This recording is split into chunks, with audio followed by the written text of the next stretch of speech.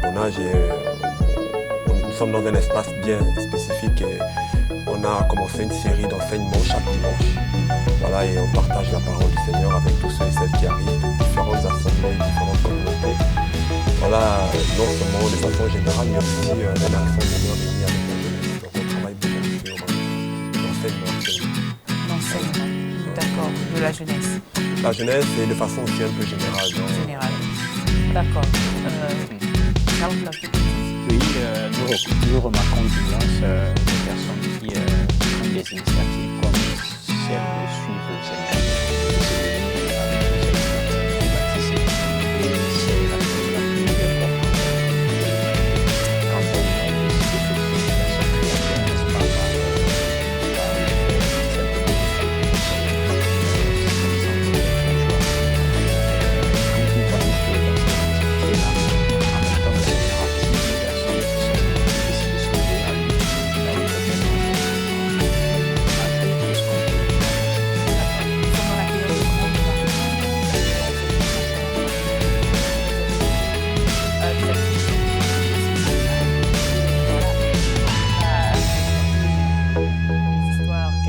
est-ce que votre église a prévu des activités? Comment occuper les jeunes en cette période de vacances scolaires?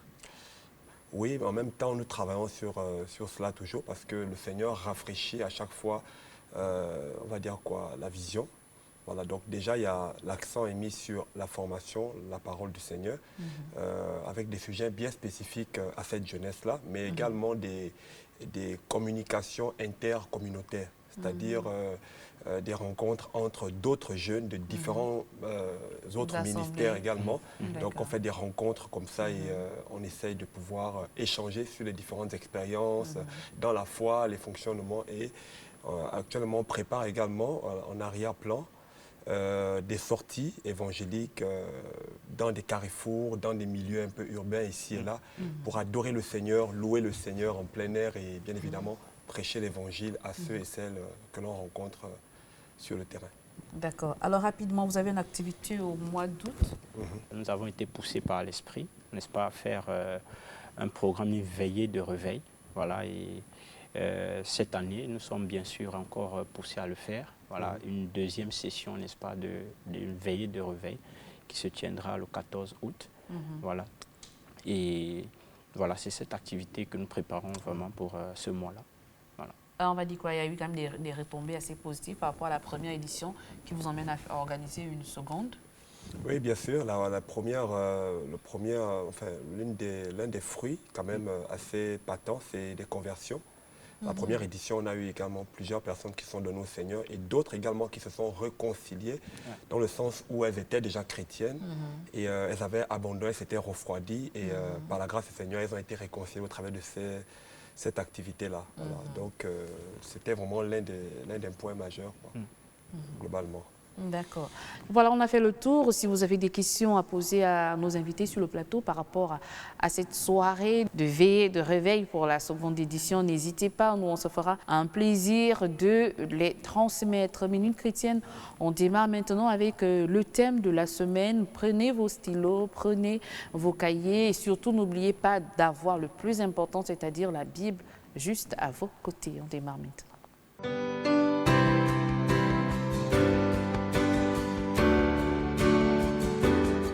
Racheter le temps, ou sinon l'importance de racheter le temps, c'est le thème sur lequel nos invités vont nous édifier ce matin. Et d'entrée de jeu, j'ai envie de savoir, quand la Bible parle de racheter le temps, la Bible fait allusion à quoi? Déjà, le thème, ou la Bible en général, lorsqu'on parle de racheter le temps, ça fait allusion à deux choses. Voilà, déjà, ça présente un peu la saison spirituellement parlant, dans laquelle nous nous trouvons. La saison dans laquelle nous nous trouvons. Et donc, la saison dans laquelle nous sommes, mais aussi, ça nous parle du temps. Pourquoi le temps? Parce que Dieu est un Dieu de temps. Voilà. Et à chaque temps, il y a un message bien spécifique et un caractère ou un comportement bien spécifique. Donc, on va voir ça pendant tout le long du développement. Voilà. Donc, c'est de ça dont la Bible nous parle. Donc, le temps et la saison dans laquelle nous sommes. Globalement, c'est cela. D'accord, Parce que les jours sont mauvais, justement. Gala. C'est ça, hein. En fait, vu le temps, en parlant par exemple de Romains, le chapitre 13, ce thème ramène déjà à la prise de conscience de son environnement en rapport avec la saison dans laquelle nous sommes. Voilà, donc généralement, il sera difficile à quelqu'un de considérer le temps s'il n'a pas conscience de son environnement. Donc tout ceci rentre vraiment dans, comme mon frère le disait, dans la saison. Voilà, dans la saison, dans les réalités physiques auxquelles nous sommes confrontés. Voilà. Et si on parle de racheter le temps, comment est-ce qu'on procède justement à ce rachat de ce temps? Tout à fait. Ouais. Tout à fait. Nous lisions justement le texte qui parle de ce rachat-là. Nous sommes actuellement dans l'épître de Paul aux Éphésiens, au chapitre 5. Nous allons lire le verset 15 à 16. À 16. Voilà, donc pour que nous puissions comprendre le contexte de ce thème ou de cette thématique. Alors, il est dit dans ce passage, « Veillez donc à marcher avec circonspection, non comme des insensés, mais comme des sages, rachetant le temps, car les jours sont mauvais. Voilà, rachetant le temps, car les jours sont mauvais. Voilà, comment racheter le temps? Voilà, et d'abord, pourquoi la Bible parle de racheter le temps? Tout simplement parce que nous sommes dans un temps, nous sommes dans une période où malheureusement beaucoup d'hommes se retrouvent dans le contexte, beaucoup d'hommes se sont retrouvés, bien qu'ayant été déjà chrétiens pour certains, bien que n'ayant jamais fait la paix avec le Seigneur pour d'autres, se sont retrouvés en train d'être loin du Seigneur dans beaucoup de distractions. Voilà, et ces distractions peuvent être de diverses formes. Voilà. Vous savez, on peut même fréquenter une communauté chrétienne, mais être dans une distraction. On peut porter le nom de chrétien, mais être dans la distraction. Et le fait même de ne pas appartenir à Jésus-Christ de Nazareth, en réalité, nous sommes en train de perdre du temps. Et l'ennemi, sachant cela, parce qu'il sait que le temps de l'homme sur la terre est court, très court, mais il met beaucoup de choses devant ces derniers, devant les hommes, devant l'humanité, pour pouvoir les faire perdre du temps. Les Écritures nous disent dans le livre des psaumes que la durée d'une vie sur la terre est de 70 ans. Et pour les plus robustes, c'est 80 ans.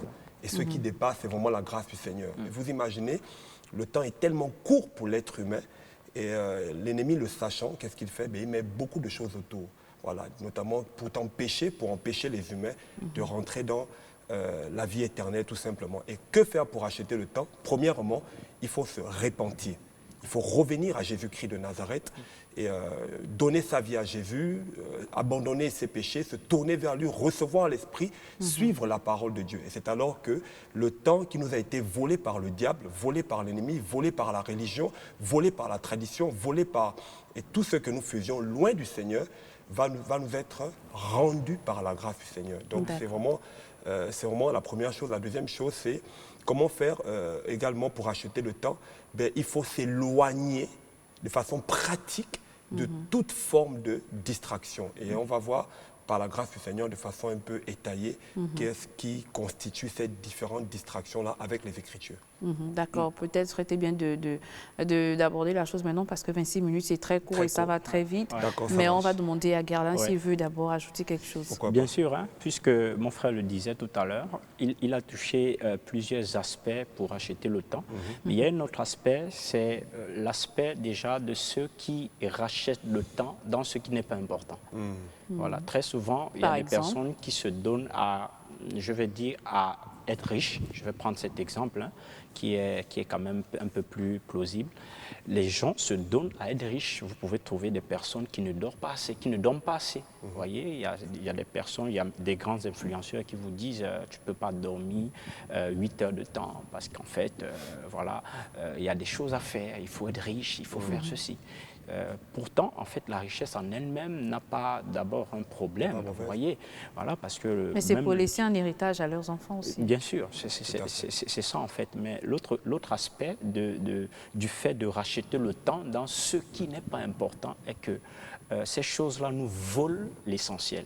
En fait, on commence à penser que ces richesses sont la sécurité de notre temps. Pourtant, mon frère le disait tout à l'heure, qu'en fait, celui qui est maître du temps, c'est Jésus. C'est le créateur de l'univers. Voilà pourquoi vous allez voir, par exemple, Madame Fallon, vous allez remarquer que dans l'Écriture, tout à l'heure, mon frère le disait, on a environ 90 ans. Pourtant, l'éternité n'a pas de temps. Et le Seigneur, lui, nous demande, dans nos 90 ans, là, j'essaie d'être dans ce temps-là, il nous demande de racheter le temps. Parce qu'en fait, celui qui ne rachète pas le temps n'aura plus de temps dans l'éternité. Il va se retrouver en train de pleurer le temps qu'il devait racheter dans les 90 ans. En fait, en d'autres termes, vous voulez dire que c'est maintenant, pendant qu'on vit sur Terre, que le Seigneur veut qu'on rachète le temps.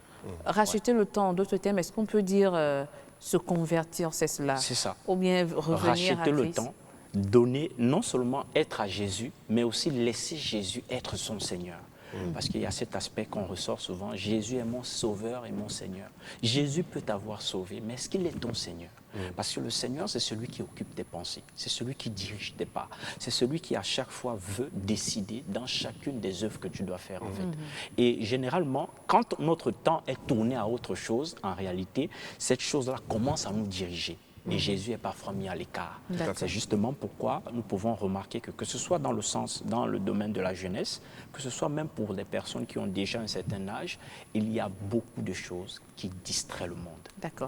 Alors on parle de racheter le temps car les jours sont mauvais. Comment est-ce qu'on peut définir, bon, on dit que les jours sont mauvais, qu'est-ce qui caractérise, par quel élément peut-on reconnaître que voici ces jours sont mauvais? C'est à partir de quoi? Comme ta Bible parle de ces mauvais jours, comment est-ce qu'on peut les identifier? D'accord. Déjà, je souhaite, par rapport à cette question, voilà, l'évangile, plutôt l'épître de Paul au chapitre 13, on va le lire, s'il te plaît, Germain. L'épître de Paul aux Romains, le texte que tu avais tout à l'heure, notamment au chapitre 13. Je crois qu'on va lire rapidement à partir du verset 11, s'il te plaît. Là, je lis dans la version Semeur. Faites ceci d'autant plus que vous savez en quel temps nous vivons. C'est désormais l'heure de sortie de votre sommeil, car le salut est plus près de nous que lorsque nous avons commencé à croire. La nuit tire à sa fin, le jour va se lever. Débarrassons-nous de tout ce qui se fait dans les ténèbres et revêtons-nous de l'armure de la lumière. Voilà. On continue. Vivons correctement, comme il convient en plein jour, sans orgie, ni buverie, sans débauche, ni immoralité, sans querelle, ni jalousie. Je veux qu'on s'arrête même là. Voilà. En fait, qu'est-ce qui caractérise ce temps dans lequel nous sommes? C'est le péché. C'est la montée du péché. On parle de l'ivrognerie ici, on parle de l'ivresse, on parle des orgies sexuelles, on parle des buveries. Aujourd'hui, le monde dans lequel nous sommes, c'est un monde non seulement capitaliste, mais il y a une grande montée du péché, une grande montée de la religion. Dans notre pays, par exemple, on a une grande montée de l'animisme. Voilà, c'est-à-dire la tradition, le traditionnalisme et toutes ces choses. Pour ce qui nous concerne en tant qu'enfants de Dieu, nous qui croyons à la parole de Jésus-Christ de Nazareth, nous savons que ces choses, bien que les hommes veulent bien faire retour à la tradition ou retour aux traditions, mais en réalité, cela ne peut pas contribuer au salut de l'humanité. Et racheter le temps... Pas forcément, hein, avant que les églises n'arrivent, nos parents étaient déjà chrétiens. Nos parents, pas chrétiens, nos parents croyaient déjà en Dieu Tout-Puissant, mais ce n'est pas ça l'objet du débat, ça c'est à Dieu. Oui, mais je suis d'accord avec toi par rapport à ce que tu dis, tu vois, voilà. Mais c'est juste que... l'écriture est claire, voilà. La tradition, les religions, les traditions des hommes ne peuvent pas donner la vie éternelle aux hommes. C'est pourquoi on parle de racheter le temps. Et comment racheter le temps? Je l'ai dit tout à l'heure, il faut recevoir Jésus-Christ comme Sauveur et Seigneur. Ça. Mais ensuite, il faut poursuivre le salut en pratiquant la justice de Dieu qui est consignée dans l'Écriture. Donc racheter le temps, c'est se débarrasser des orgies sexuelles, c'est se débarrasser de l'adultère, se débarrasser du concubinage, c'est se débarrasser de l'impudicité, c'est se débarrasser du mensonge, de la haine. Et dans le cadre même des assemblées chrétiennes, les divisions et les jalousies. Voilà, racheter le temps, c'est courir après le Seigneur, mais aussi travailler parce qu'on sait qu'à la fin, nous allons rendre des comptes à Dieu pour la manière à laquelle nous avons vécu sur la terre. Donc, en voilà un d'autres peu de termes, façon racheter générale. le temps, c'est changer de mode de vie. C'est changer de mode de C'est-à-dire vie. pour ces personnes qui nous écoutent, qui n'ont pas encore accepté le Seigneur, ça. mais qui se retrouvent dans ces éléments qui viennent d'être cités, c'est-à-dire l'alcoolisme, on va dire comme ça, le vagabondage sexuel, tout ce qui a été cité. Si ces personnes se retrouvent, normalement, en d'autres termes, racheter le temps, c'est la repentance. Voilà. C'est ça, c'est la vie de repentance au quotidien, mon frère. Et cela concerne celui qui n'a jamais reçu Jésus et même celui qui a Jésus, qui s'est relâché. Parce qu'en fait, la suite de ce verset au verset 14 dit « Revêtez-vous donc du Seigneur Jésus-Christ et ne vous préoccupez pas de satisfaire les désirs de l'homme livré à lui-même. » Ça veut dire qu'après même avoir reçu Jésus, il peut arriver que l'homme livré à soi-même veut toujours te livrer à ces choses. C'est pourquoi il nous demande de racheter le temps afin d'être revêtu de Jésus. Le revêtement de Jésus devient comme un habit et Jésus commence à diriger nos vies. Mais parfois, on a grandi dans ces choses-là. Il y a d'autres qui ont grandi dans un milieu où, par exemple, on va parler un peu de, entre guillemets, de l'immoralité sexuelle. On l'a souvent entendu lorsque une jeune fille à plusieurs petites amies, on dit c'est vraiment pour une femme, c'est honteux. Mais quand c'est un homme, on dit qu'il est fort, c'est ça. Un homme, c'est quelqu'un qui a déjà une femme à la maison et il peut y avoir d'autres dehors. On a grandi, des gens ont grandi avec cette moralité-là et puis d'autres ont du mal à se défaire. Maintenant, quelles sont les astuces, sinon les moyens pour ces derniers de racheter le temps? Encore une fois, Fallon et à tous nos téléspectateurs, la Bible déclare dans le livre de Zacharie que ce n'est ni par la puissance, ni par la force humaine. Voilà, la puissance des hommes ou encore l'intelligence, j'allais dire autant pour moi, ni par la force humaine. Mais c'est par le Saint-Esprit. Voilà pourquoi dans le livre des Actes des Apôtres, Jésus disait aux disciples, attendez jusqu'à ce que l'Esprit vienne. Lorsque l'Esprit viendra, il convaincra le monde. En réalité, nous ne pouvons pas vivre la vie de Dieu si Dieu lui-même ne vit pas en nous. Amen. Voilà pourquoi on a besoin de recevoir Jésus-Christ de Nazareth et d'abord d'être conscient de ce temps-là. Dans la Bible, je vais vraiment aborder cet aspect-là également. On nous parle d'une tribu, parmi les 12 tribus des enfants d'Israël, une tribu qu'on appelle la tribu d'Isaacar. Vous trouverez cette histoire, mes frères, dans le livre de 1 Chronique au chapitre 12. On nous parle de la tribu d'Isaacar qui savait discerner le temps et la saison. Et leur rôle, c'était de discerner le temps, mais aussi d'avertir tous ceux qui étaient autour d'eux, qu'à l'heure dans laquelle nous sommes là, il faut se comporter comme ça, comme ça. Pourquoi? Parce que, il y a la mort qui peut arriver à n'importe quel moment. Hormis la mort, mes frères, on a le retour du Seigneur. Voilà, parce que nous croyons que Jésus est en train de revenir. L'enlèvement de l'Église est imminent. Et ça, c'est un message que malheureusement, beaucoup d'églises, beaucoup de chrétiens ont oublié et ne prêchent pratiquement plus. Or, Jésus disait et les apôtres, qu'en un instant, en un clin d'œil, la trompette sonnera et les morts en Christ seront ressuscités et nous partirons avec le Seigneur. À part ça, il y a la mort qui peut nous arriver. Donc, racheter le temps parce que la mort peut arriver. Racheter le temps parce que Jésus est en train de revenir. Racheter le temps parce qu'il faut travailler pour l'avancement du royaume parce que l'ennemi a pris beaucoup de notre temps. Et le livre de Joël au chapitre 2 dira clairement que lorsqu'on fera la repentance, Dieu dit « Je vous rendrai le temps qu'a volé les sauterelles, le dévoreur. » Donc, mais beaucoup utilisent ce verset pour dire que voilà, j'ai fait tant d'années dans le célibat, j'ai fait tant d'années sans une vraie situation sociale. Voilà, Dieu m'a béni aujourd'hui et là, je suis en train de me rendre le temps que les sauterelles ont volé. Ça n'a pas forcément une relation avec racheter le temps. Oui, c'est par rapport au travail, par rapport, par exemple, à une promotion. Aux bénédictions qui nous ont été volées pendant longtemps. Mais en réalité, lorsque Dieu rend le temps à un homme, c'est non seulement pour revenir dans la communion avec lui, mais c'est aussi pour le servir. C'est aussi pour bénéficier et jouir dans le temps, la mesure du temps et la grâce que le Seigneur lui a prévu, de ce qu'il a prévu pour lui. C'est-à-dire, ça peut être le mariage, ça peut être le matériel. Mais en réalité, toutes ces choses ne sont que, en griffe, des bonus.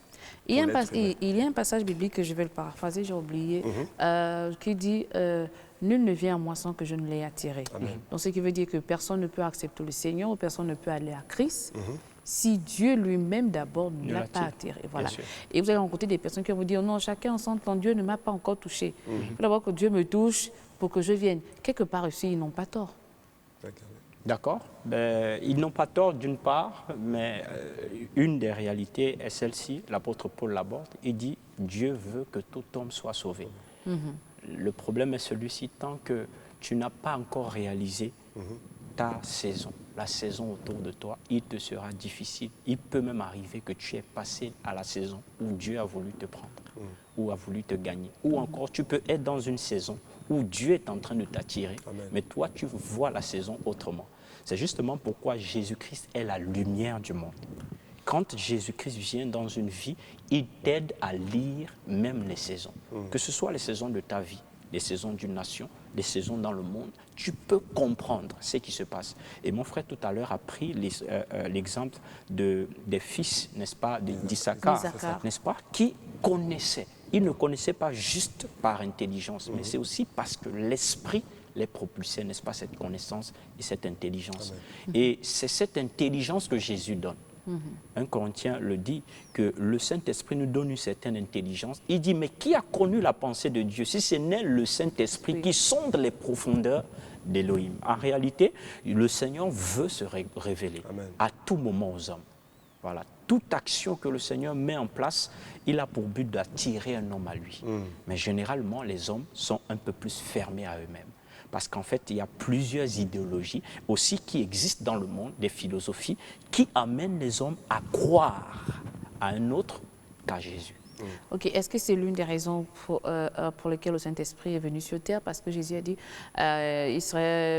il est profitable pourvu que je m'en aille et que le Consolateur arrive. Est-ce que justement, l'une des actions principales du Saint-Esprit sur terre, c'est de mettre cette conviction dans les cœurs des gens pour qu'ils aient connaissance ou bien qu'ils aient ce souci du rachat du temps? Bien sûr. Jean le chapitre 16 le dit, lorsque l'Esprit viendra, il convaincra le monde.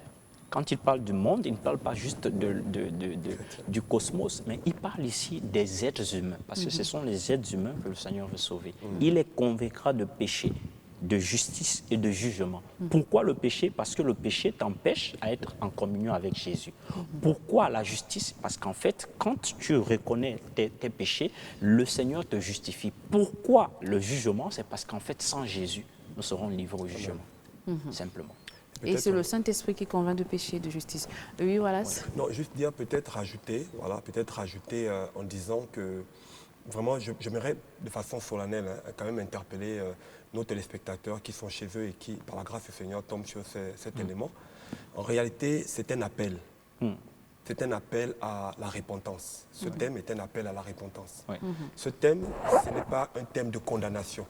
Ce thème nous rappelle que Dieu a tant aimé le monde et qu'il a donné Jésus-Christ, son Fils unique, afin que quiconque croit en lui ne périsse pas, mais qu'il ait la vie éternelle. Nous voulons dire à quelqu'un ce matin que c'est possible de vous tourner vers le Seigneur. C'est possible que Dieu vous rende le temps perdu dans les orgies, le péché, loin du Seigneur.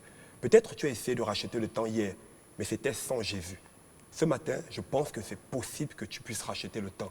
Je crois que même ce que tu attends du Seigneur, ce que vous attendez du Seigneur, je pense que Dieu est capable de vous le donner. Mais d'abord, il veut vous donner la vie éternelle. Donc ce n'est plus le temps d'être dans les guéguerres. Ce n'est plus le temps d'être dans les divisions. Ce n'est plus le temps d'être dans les conflits interdénominationnels pour les pasteurs, les conducteurs d'assemblée, pour les visionnaires et autres. Mais c'est le temps d'aimer Dieu, de chercher le Seigneur et de le servir parce que Jésus est en train de revenir. C'est vraiment une pensée forte qui monte dans mon cœur pour dire que Jésus est en train de revenir. Et il est plus que temps, et même à nous qui sommes sur ce plateau, de nous préparer à la rencontre du Seigneur. Voilà. Prépare-toi à la rencontre de ton Dieu, car les jours sont courts devant toi. Et puis, nul ne sait. Hein. Voilà, le Seigneur va revenir comme un voleur, le dit-on. Voilà, on peut être sur le plateau, et puis c'est l'enlèvement. Et puis, certainement, c'est en train de regarder la télé. Et puis, nous trois, on a disparu. Alléluia. Et à la maison, qu'est-ce qui se passe? Ils ont disparu, ils ne sont plus à l'antenne. Ben, on a été enlevés. Donc, c'est cette grâce que je prophétise ce matin sur chacun d'entre nous, qu'au son de la trompette, que personne ne reste, mais que chacun d'entre nous, nous soyons véritablement enlevés. On va refermer sur ces mots assez forts, mais vraiment qui ne doit pas apporter de la crainte, de la peur ou des doutes dans votre cœur, non, mais simplement qui doivent vous ramener à faire ce qui est bien, c'est-à-dire acheter le temps et à vous accrocher à la personne du Saint-Esprit. On va maintenant être édifié sur l'image de la semaine et c'est tout de suite derrière ce jingle.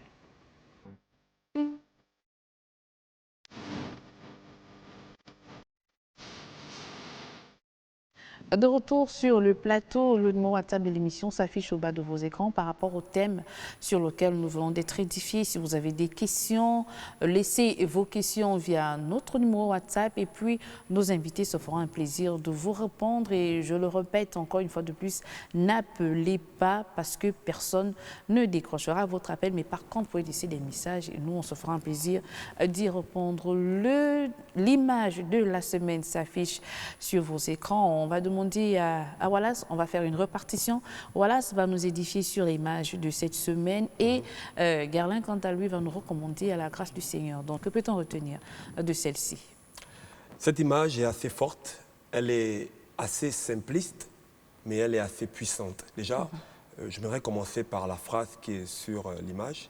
Il est dit que le Saint-Esprit n'est pas une option, mais un compagnon indispensable pour marcher dans la vérité. Ça me rappelle tout ce que nous avons dit tout à l'heure, que ce n'est ni par l'intelligence, ni par la force, la puissance des hommes, mais c'est par le Saint-Esprit. Donc le Saint-Esprit est le compagnon indispensable pour acheter le temps dans notre temps dans lequel nous sommes. La deuxième chose qui me frappe à l'œil sur cette image, c'est en toile de fond, nous avons des flammes de feu. Voilà. Et pour moi, des flammes de feu illustrent bel et bien la vie de l'esprit. Voilà. Nous sommes dans un temps où on a besoin d'être embrasé. Les flammes de feu nous rappellent le Saint-Esprit, qui est aussi un feu dévorant. Dans le livre d'Exode, au chapitre 33, il est dit que l'aspect de la gloire de Dieu aux yeux des enfants d'Israël était comme des flammes de feu. Exactement. Voilà, donc l'Esprit de Dieu est aussi une flamme, un feu dévorant. Lorsque tu reçois l'Esprit, c'est un feu dans ton cœur. Lorsque ce feu vient dans ton cœur, tu ne peux plus rester assis. Tu rachètes le temps. Tu ne peux plus être dans les bagatelles. Tu ne peux plus être dans la distraction. Le feu te brûle. Et cette image me parle de la communion avec l'Esprit de Dieu. Cette communion qui nous embrase. Et je finis par la pensée de Jésus qui disait que le zèle de ta maison me dévore. Me dévore. Et cette image me dévore également. Amen. On l'a bien senti, vous n'avez plus voulu arrêter. Vous étiez véritablement plongé dans l'image de la semaine et on gloire à Dieu pour ça. On espère que chacun d'entre vous également a pu être édifié.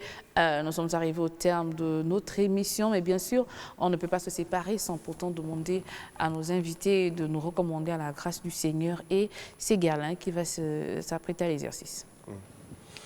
Père, merci. Merci Jésus pour ta grâce. Merci pour cette émission que nous bénissons. Merci pour Fallon et l'équipe. Bénis-les encore, Seigneur. Amen. Seigneur, nous prions que par ce message, que les cœurs soient dévorés par la repentance, par la confession, par les cœurs qui se tournent vers toi, Seigneur. Nous te recommandons le Gabon, les familles, la jeunesse, les nations. Au nom de Jésus, nous avons prié, Père. Amen. Amen. Et voilà, c'est tout. Merci, messieurs, d'être passés sur le plateau de Minute Chrétienne. C'est nous qui vous remercions. On se dit à très bientôt. On ne va pas encore attendre un an, on espère que non. Nous l'espérons également. Amen. Voilà, Minute Chrétienne, c'est tout pour aujourd'hui. Et surtout, comme j'aime à le dire, continuez de veiller sur votre foi ainsi que sur la foi des personnes autour de vous. Au revoir et à dimanche prochain pour un autre numéro de votre émission Minute Chrétienne, toujours avec le même plaisir sur les antennes de Gabon Première.